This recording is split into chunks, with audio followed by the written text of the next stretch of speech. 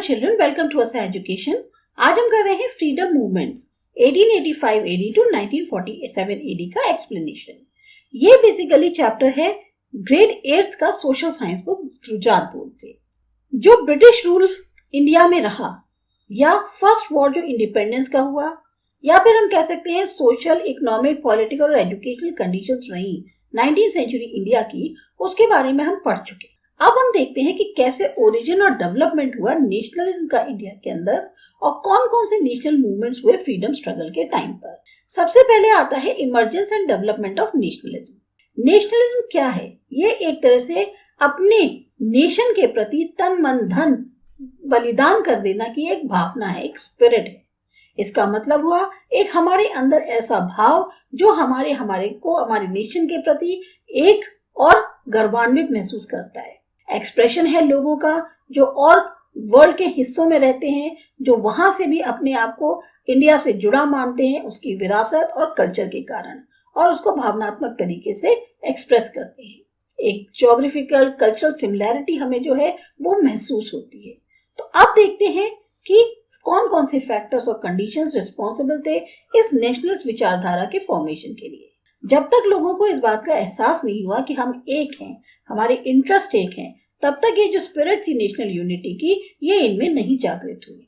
जाने अनजाने ये जो आइडिया था नेशनल यूनिटी का, ये ब्रिटिशर्स द्वारा ही दिया गया हुआ था।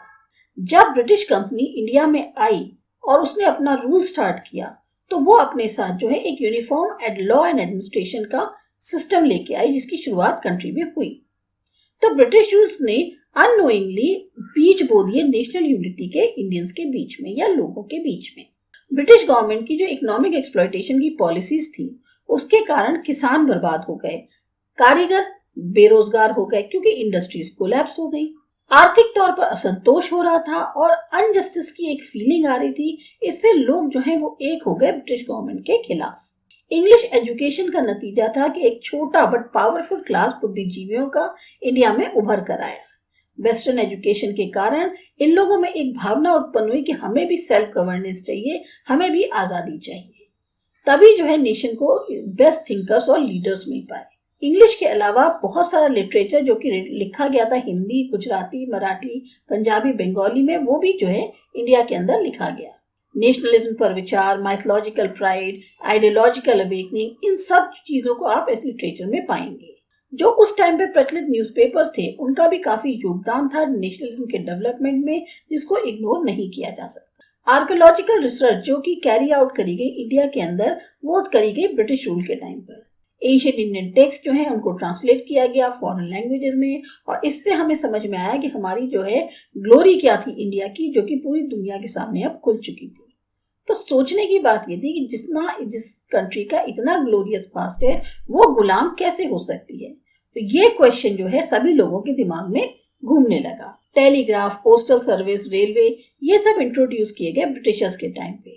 आइडिया जो नेशनल यूनिटी का था, उसने स्ट्रेंथ तब पकड़ी जब लोग एक रीजन के दूसरे रीजन के कांटेक्ट में आए। कई सारी घटनाएं हुई जिन्होंने प्रमोट किया नेशनल यूनिटी को, जिसमें अन्याय जो इंडियंस के साथ हुआ था चार्टर्ड जॉब्स में। लिप्टन्स की जो वर्नाकुलर प्रेस एक्ट था, उसमें फ्रीडम ऑफ प्रेस को जो है वो कर्टेल कर दिया, या जो इंडियन आर्म्स एक्ट था।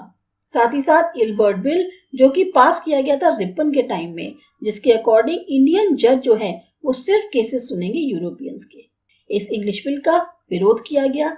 नतीजा क्या हुआ कि गवर्नमेंट ने इस बिल को विड्रॉ कर लिया, और यही सारी चीजें थी जिसने इंडियंस को प्रिपेयर किया एक नेशनल यूनिटी के लिए। द एस्टैब्लिशमेंट ऑफ हिंदी राष्ट्रीय महासभा कांग्रेस। अब एक जरूरत आ पड़ी थी कि एक नेशनल इंस्टीट्यूशन जो है उसकी जरूरत थी, ताकि एक डेफिनेट डायरेक्शन दिया जा सके उन विचारों को जो कि नेशनलिज्म से संबंधित थे और जो रिप्रेजेंट करते थे इंडियन के इंटरेस्ट को ब्रिटिश के खिलाफ। कुछ इंस्टीट्यूशंस थे इंडिया के अंदर इस हिंदी नेशनल राष्ट्रीय सभा के एस्टैब्लिशमेंट से पहले। ये सारे के सारे इंस्टीट्यूशंस जो है एक ऐसा एनवायरनमेंट क्रिएट करते थे ताकि एस्टैब्लिशमेंट जो है हो सके हिंदी राष्ट्रीय महासभा का। एक retired English officer A.O. Hume का योगदान था इस एस्टैब्लिशमेंट ने हिंदी राष्ट्रीय महासभा का, और वो योगदान काफी ज्यादा महत्वपूर्ण है। उन्होंने नोटिफाई किया ब्रिटिश गवर्नमेंट को जो इंडिग्नेशन और डिसकंटेंट इंडियन लोगों के बीच में हो रहा था ब्रिटिशर्स के अगेंस्ट।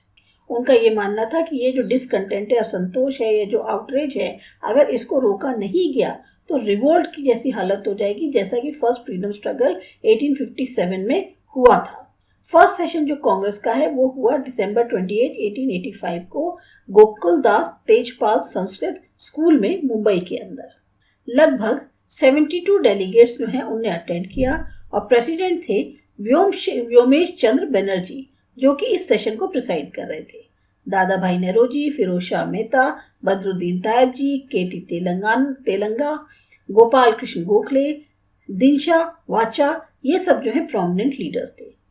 जो फर्स्ट फेज का पीरियड था 1885 से 1905 एडी का, उसमें राष्ट्रीय महासभा में ने जो है डिमांड्स रखी गवर्नमेंट के कि पॉलिटिकल राइट्स, सो इकोनॉमिक और सोशल डेवलपमेंट और एजुकेशनल प्रोग्रेस, इनकी जो है इन्होंने पहले डिमांड रखी गवर्नमेंट के सामने। पर ब्रिटिश गवर्नमेंट ने इनकी डिमांड्स को इग्नोर कर दिया। लेकिन तब भी ये जो डिमांड्स थी, इन्होंने एक बहुत ही स्ट्रॉन्ग नींव रखी आगे के स्ट्रगल्स के लिए। राष्ट्रीय महासभा ने डिमांड किया कि एक्सपेंशन होना चाहिए लेजिस्लेचर का, रिडक्शन होना चाहिए मिलिट्री एक्सपेंडिचर में, रिडक्शन टैक्सेस में, फार्मर्स को कर्जों में जो है उनके छूट देनी चाहिए, सिविल सर्विस एग्जामिनेशन जो है वो साइमल्टेनियसली हो इंडिया और लंदन में, और फ्रीडम ऑफ एक्सप्रेशन मिलना चाहिए। अब जो भी ऑब्जेक्टिव्स और फंक्शंस थे महासभा के फर्स्ट फेज में, तो वो ये कहा जा सकता है कि ये जो है विरोध कर रहे थे जो अनफेयर पॉलिसीज थी ब्रिटिश गवर्नमेंट की, एक कॉन्स्टिट्यूशनल और डेमोक्रेटिक तरीके से। डिस्कशंस और रेजोल्यूशंस की मदद से ये लोग अपनी डिमांड को भेज रहे थे पिटीशंस की फॉर्म में वाइसरॉय को। अब क्योंकि ये जो है एक बहुत ही सॉफ्ट और मॉडेस्ट एटीट्यूड था, तो जो लीडर्स थे महासभा के वो कहलाए मॉडरेट्स। ये मॉडरेट लीडर्स जो हैं ऑर्गेनाइज कर रहे थे बहुत ही वेल एजुकेटेड मिडिल क्लास के जो लोग थे उनको इंडिया के अंदर, और प्रिपेयर कर रहे थे कि वो जो है नेशनल अवेयरनेस लेके आए।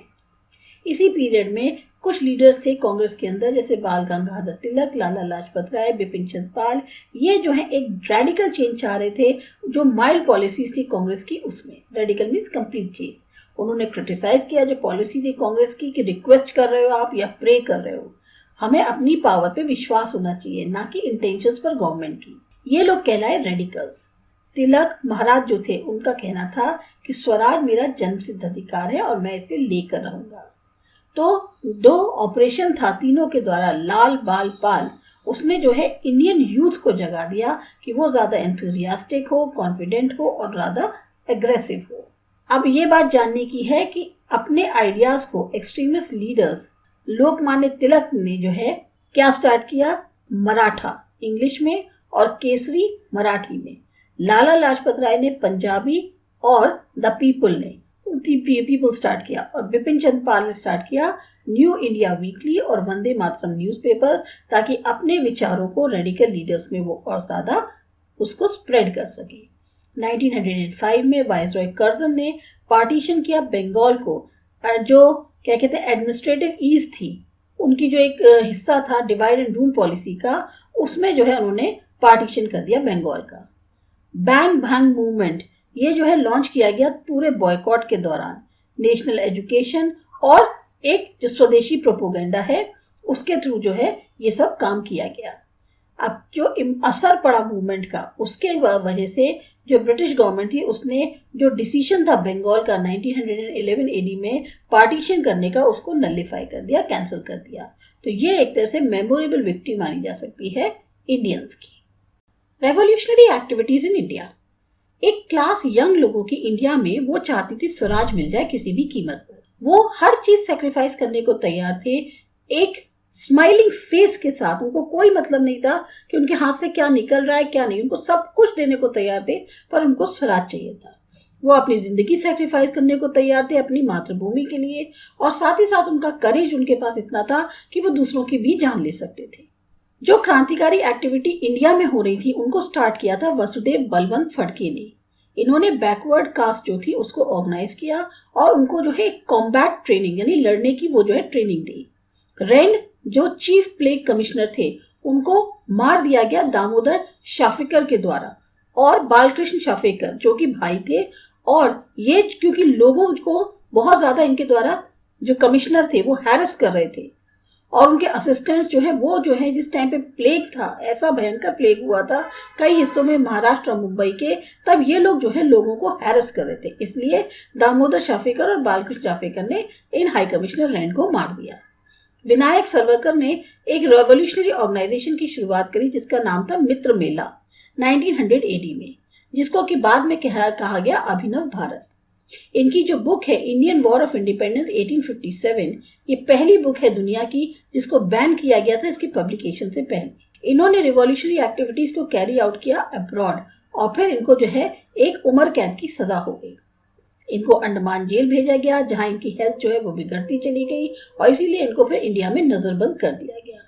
इसी पीरियड के दौरान अनुशीलन समिति जो है वो एस्टैब्लिश की गई कोलकाता में। बरिंद्र घोष बाद में इसके मेन लीडर बने। ये ऑर्गेनाइजेशन ने बहुत ज्यादा कोशिश करी कि रिवॉल्यूशनरी एक्टिविटीज को फैलाया जा सके, रिवॉल्यूशनरी लिटरेचर, ट्रेनिंग आदि की मदद से। खुदीराम बोस, प्रफुल्ल चंद्र चाकी, इन्होंने कई सारी रिवॉल्यूशनरी एक्टिविटीज को कैरी आउट किया बंगाल में। इन्होंने इवन प्लान किया कि मजिस्ट्रेट किंग्सफोर्ड को भी मार देंगे। इस ऑब्जेक्टिव से इन्होंने वेगन पे जो है बॉम्ब फेंक दिया, लेकिन किंग्सफोर्ड की जगह पर एडवोकेट कैनेडी की जो वाइफ और डॉटर जो है वो बैठी हुई थी अंदर और वो दोनों मारी गई। खुदीराम बोस को फांसी की सजा हो गई और प्रफुल्ल चाकी ने जो है चोज किया कि वो जो है अपनी लाइफ को सेक्रीफाइस करेंगे और खुद ही अपने को गोली मार लेंगे। राम प्रसाद बिस्मिल, अशफाक उल्लाह खान, ये भी एक्सीलेंट एग्जाम्पल माने जाते हैं हिंदू मुस्लिम यूनिटी के। इन्होंने काकोरी ट्रेन रॉबरी प्लान जो है उसमें हिस्सा लिया था। इंग्लिश ट्रेजरी जो है लूट की गई और काकोरी ट्रेन में, क्योंकि ये जो पैसा था ये रिवॉल्यूशनरी एक्टिविटीज के लिए जरूरी था और साथ ही साथ हथियार खरीदने के लिए।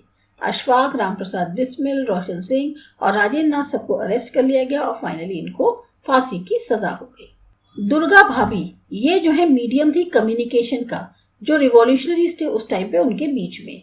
इन्होंने जो है कई सारी विमेन को एक्टिव किया था रिवॉल्यूशनरी एक्टिविटीज में।